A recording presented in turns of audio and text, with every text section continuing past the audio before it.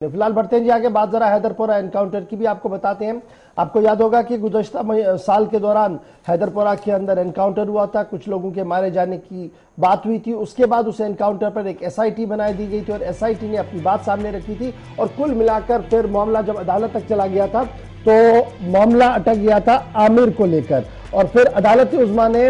आमिर के हवाले से यह फैसला दिया था कि उसकी कब्र कुशाई की जाए और वालिदैन को कब्र सौंपी जाए। अगर पुलिस को लगता है कि यह मुमकिन नहीं है तो वो माकूल मुनासिब इंतजाम करे। और ऑनरेबल हाईकोर्ट के इस हुक्मनामे के बाद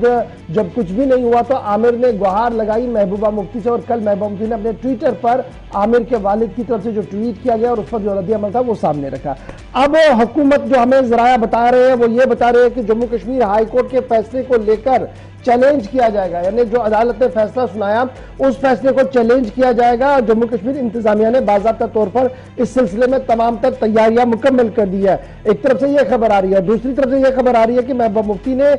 ऑनरेबल हाईकोर्ट के ऑर्डर्स को न मानने पर रियासती इंतजामिया पर ताबड़तोड़ हमले किए और कहा कि अब अदलिया का भी आर इंतजामिया को नहीं है और तानाशाही की तरह इस पूरे निजाम को चलाने की कोशिश की जा रही है। याद रखिएगा, आमिर के वालिद को 5 लाख रुपया देने का और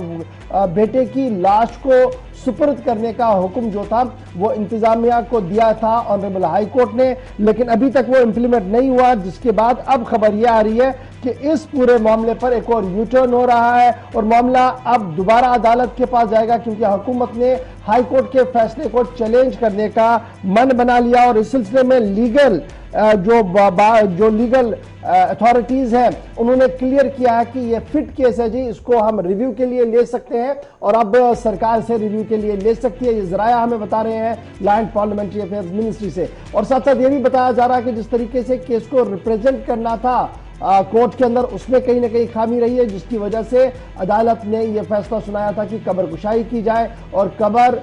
कुशाई करने के बाद लाश को सुपुर्द किया जाए आमिर मागरे की। और अब देखना होगा कि जब ये मामला अब और पेचीदा हो रहा है क्योंकि एक तरफ से उन्हें यह आश थी कि थोड़ा पैसा मिलेगा और लाश भी वापस मिलेगी बेटे की, वो नहीं मिलती हुई नजर आ रही है क्योंकि जम्मू कश्मीर इंतजामिया के जो डिपार्टमेंट ऑफ होम है, दाखिला इंतजामिया है, हमारा मिनिस्ट्री फॉर होम है, उनकी तरफ से ये क्लियर कर दिया गया है कि इस पूरे ऑर्डर को चैलेंज किया जाएगा जी ऑनरेबल हाई कोर्ट के अंदर, ताकि अपनी बात वहां पर वो रख सके कि आमिर एक ओजीडब्ल्यू था और लगातार उसने किसी न किसी तरीके से मदद की थी मिलिटेंटों की, जो अभी तक एसआईटी और पुलिस रिकॉर्ड्स के अंदर बताया गया था। तो याद रखिएगा, आमिर का वालिद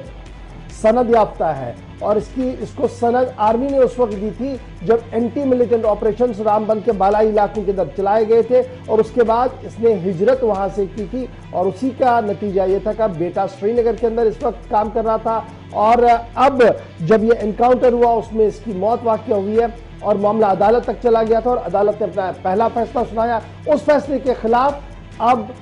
अदालत का दरवाजा दोबारा हुकूमत की तरफ से खटखटाया जाएगा। इस बात की इतला जो है और इस बात की खबर जो है हमें बावसूल जराया से मिली है।